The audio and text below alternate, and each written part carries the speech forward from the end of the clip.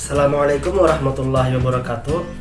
Nama saya Rizwan Rufandi, peserta Laster CPNS Angkatan ke-25 Kelompok 3 NBH 24. Di video kali ini, kita akan membahas mengenai sintesa agenda 3 terkait dengan manajemen ASN, Whole of Government, dan pelayanan publik.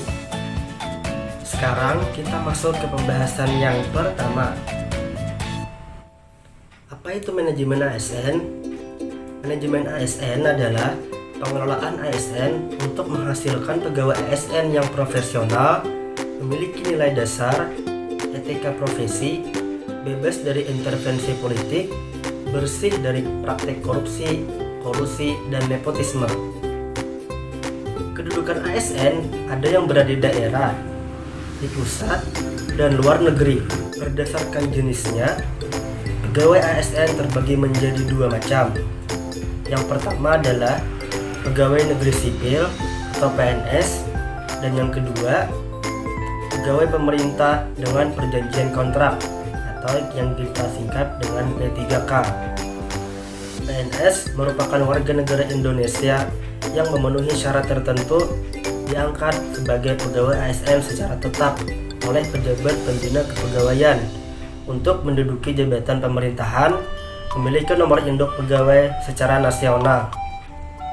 Sedangkan P3K adalah warga negara Indonesia yang memenuhi syarat tertentu yang diangkat oleh pejabat pembina kepegawaian berdasarkan perjanjian kerja sesuai dengan kebutuhan instansi pemerintah untuk jangka waktu tertentu dalam rangka melaksanakan tugas pemerintahan.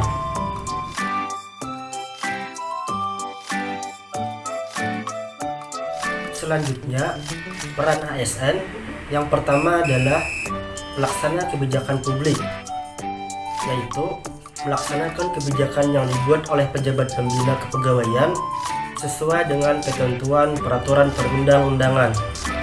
Yang kedua, pelayanan publik, yaitu memberikan pelayanan publik yang profesional dan berkualitas. Dan yang ketiga, perekat dan pemersatu bangsa. ASN mempererat persatuan dan kesatuan negara Kesatuan Republik Indonesia.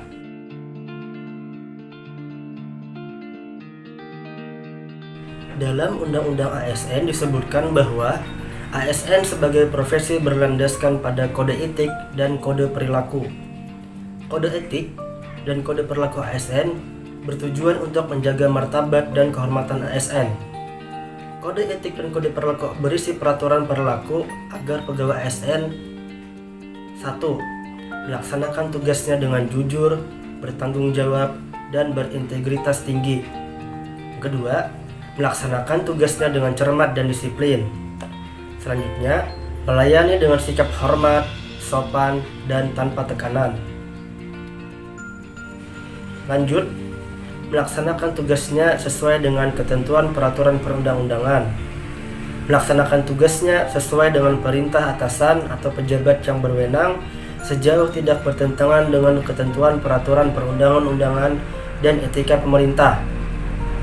Menjaga kerahasiaan yang menyangkut kebijakan negara, menggunakan kekayaan dan barang milik negara secara bertanggung jawab, efektif dan efisien, menjaga agar tidak terjadi konflik kepentingan dalam melaksanakan tugasnya, memberikan informasi secara benar, dan tidak menyesatkan kepada pihak lain yang memerlukan informasi terkait kepentingan kedinasan, tidak menyalahgunakan informasi internegara, tugas, status, kekuasaan, dan jabatannya untuk mendapat atau mencari keuntungan atau manfaat bagi diri sendiri atau untuk orang lain.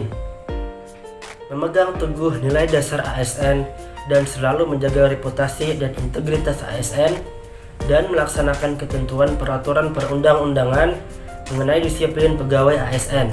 Kita lanjut ke materi yang kedua, Whole of Government.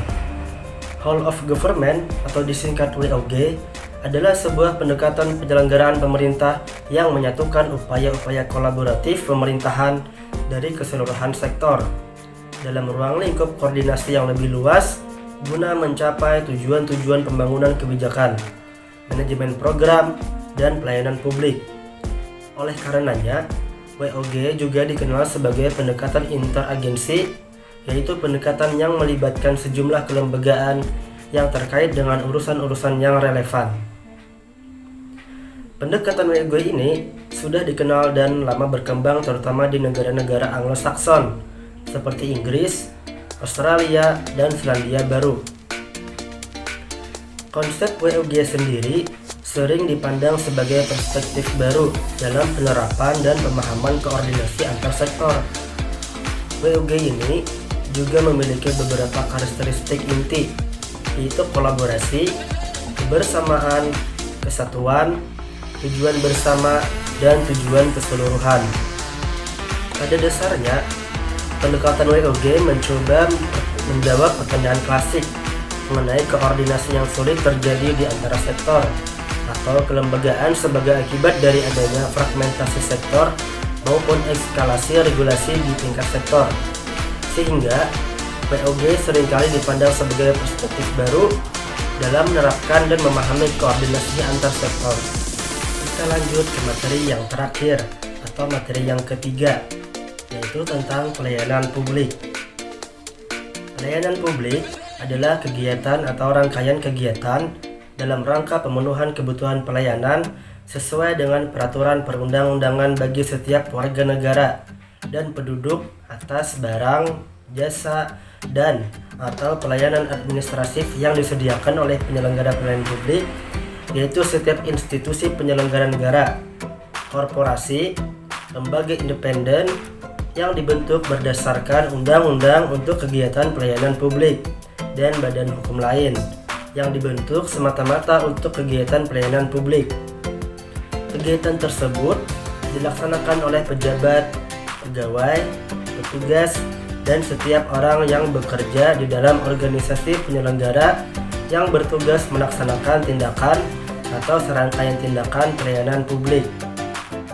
Prinsip pelayanan publik yang pertama adalah partisipatif, yang kedua transparan, yang ketiga tidak diskriminatif, yang keempat responsif, yang kelima mudah dan murah, yang keenam efektif dan efisien, yang ketujuh terjangkau, 8 akuntabel, dan 9 berkeadilan.